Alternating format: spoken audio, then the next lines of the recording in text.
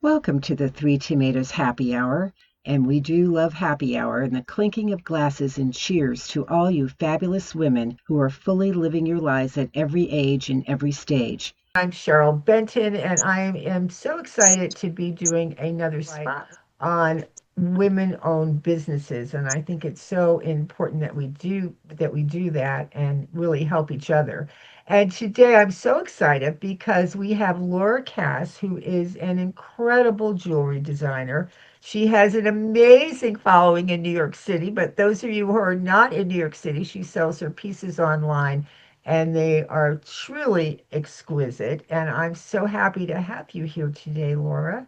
Thank you. Thank you, Cheryl, for such a nice introduction. So first of all, let's talk a little bit about. I know you have this very interesting background. What you were doing before you decided to become a Uh, jewelry designer? for many years, I was a French teacher in high schools in New York City. And I taught all levels of French and beginning Spanish. And I also did a lot of tutoring, of private tutoring, which I actually think helped me a lot with my jewelry business. Well, so how did you transition from being a teacher and a tutor into jewelry design? That's a very good question. Um, it happened slowly over time. Um, I had been told when I was just graduated from college that after a significant testing of my aptitudes, that I should do something with design and also have my own business. So that was in the back of my head for all these years. And just over time, I was influenced by going to museums and also going to the orchid show at the Botanical Gardens and in New York, and it I was filled with so much beauty. I needed an outlet, a physical outlet. And I discovered a bead store in my neighborhood, and I would find myself in that bead store all the time. And I think it was telling me Like a something. magnet, right? It was just drawing Right. you in. Exactly. And as soon as they noticed that I was coming so often, they decided, we're just going to teach you. And the day that I learned how to make jewelry, I walked home a mile to walked home. And I arrived and I didn't know how I got home because I felt as though I didn't touch the ground. So I couldn't figure out how did I get home. And that was something that indicated to me, like, I think I've found my design, what I should be designing and what I should have. Now, how long ago was that? Just so we have a little time Oh, frame. that I started my business 9.5 years ago, but that took place more like 15 years ago. Wow. So Yeah. how has your creative process evolved over time? I mean, you started out with beads, but it's Right. amazing what your work is, and we'll talk about Oh, that. thank you. Has it, have you obviously it's evolved because your business has grown, but how did that happen along Right. that? It it evolved because I think myself and many jewelers or even artists we're influenced by the people that we meet, by the beautiful things that we see, by everything in everyday life. And I will pick up from the environment things that I think are, I'm always looking for things that are so special, that touch my heart in some way. And I hope that my customers feel the same way.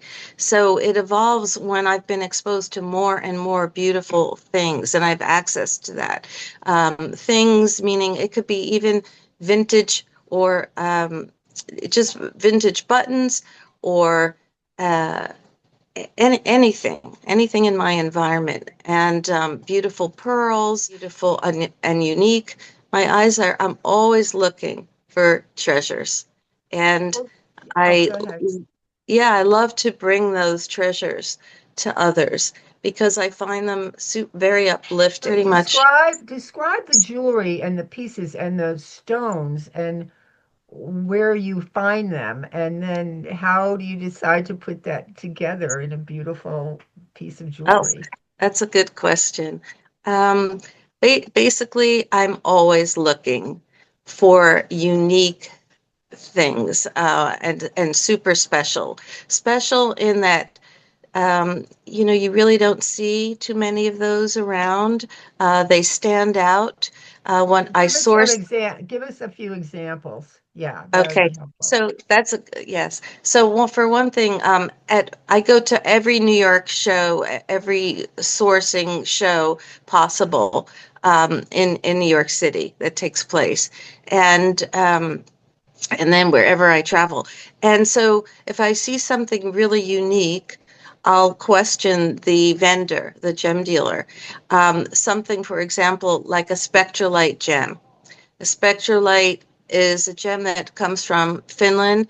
It is the rarest form of labradorite, and it's only from Finland, and it's ethically sourced. There's all good things about it, and it's if you look at it, it's just so special, and it it comes in many different colors. It just stands out. It's something that stands out to me.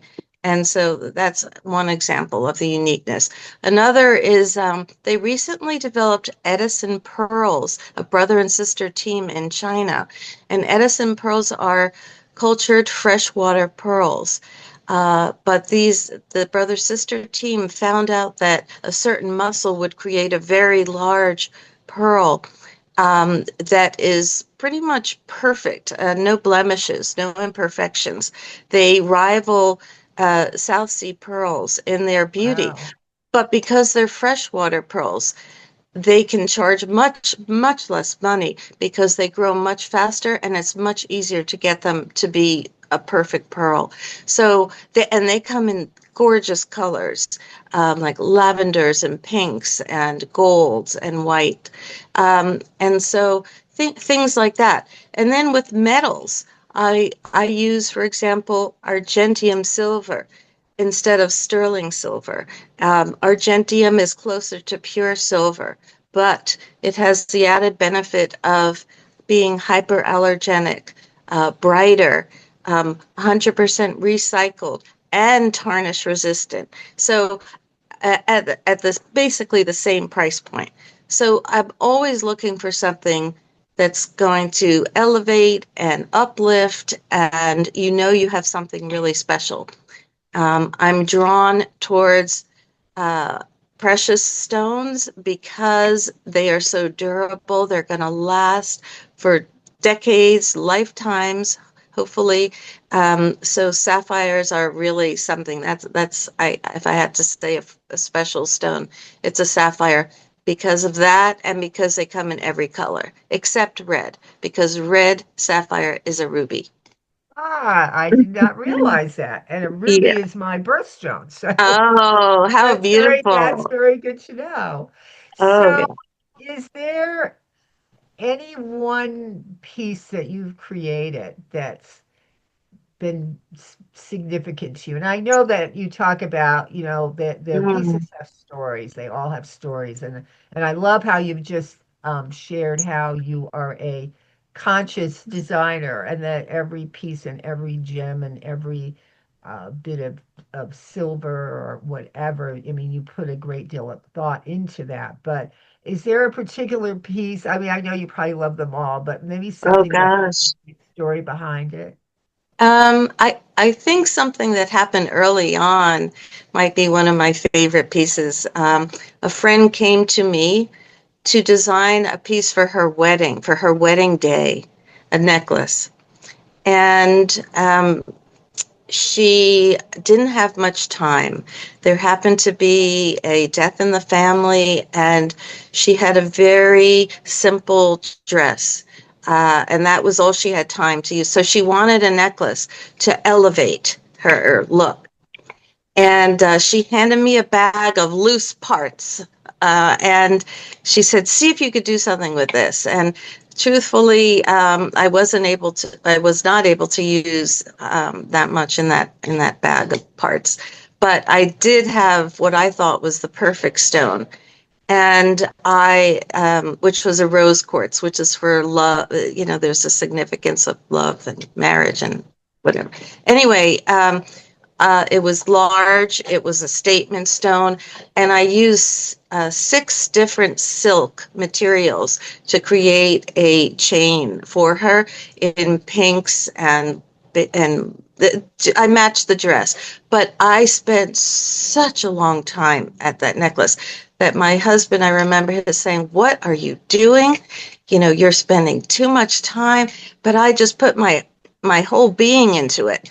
So we didn't even have time to meet in a nice way to present it. I was giving her the necklace on Broadway in the middle of the block, and she opened the box with the necklace, and in the middle of Broadway, she just burst into tears. She got it. Like, I think she was able to feel the all the love and attention and care and time that I put into that piece. And I think that was one of the most special That's a ones. great story. And I know you put all that feeling and love into everything you design, which Okay, kind of brings thank me to you. the next question, because obviously the designing part, that's the creative part, that's the thing you love doing. Then there's this is a business now. So then there's the other parts of that, which are marketing, sales. So how do you handle the practical and very much necessary pieces of that? And do you sometimes find those difficult? Yeah, that's a great question. Yes, this is a business. Um, I have been a member of a jewelry marketing group for 4 years now. The information that I've gained from that group is just incredible. It's Liz Kantner's Stay Gold Collective. I can't recommend it more highly. Um, she has given me the knowledge, the tools to be able to really confidently work on the business side of my business. I have to admit, though, that often I'll stay up very late at night to do one part or the other.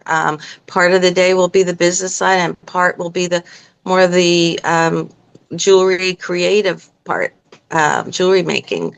So it's definitely challenging. Yeah, Um, so you definitely have the same stories that almost all entrepreneurs and small business owners face, and that's balancing the things that you love to do with then the things that actually make the business grow. I know I experienced that too in my own business, but you right. just touched on something that was very important because often entrepreneurs and small business owners can feel very much alone, and you found a group that's helped you. So I think it's so important for anyone out there who either already has a small business and maybe feeling this, what do I do now? That it's really important to find people, find other like people that you can discuss this with and bounce ideas off so that you're not feeling so alone. As someone used to give me very good Exactly. advice a long time ago, they said, you don't have to be a huge corporation to build a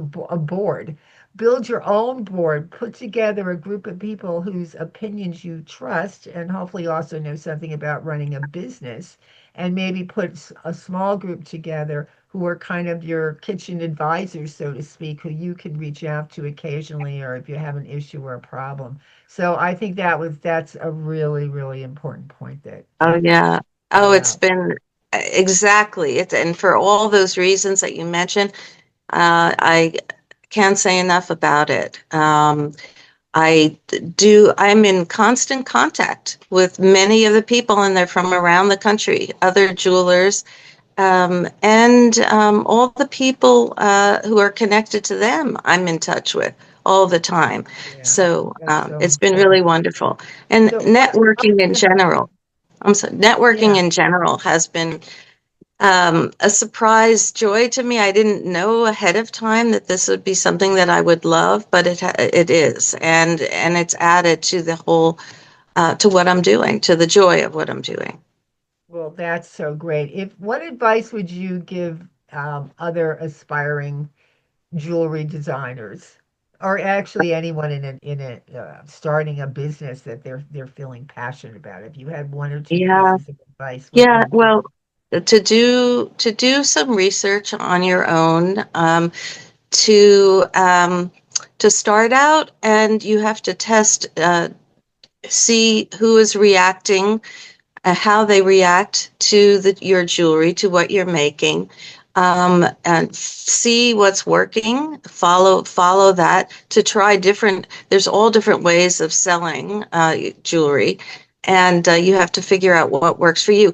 It really helps to know your customers, and that's how you can learn who your customers are, by doing these various shows.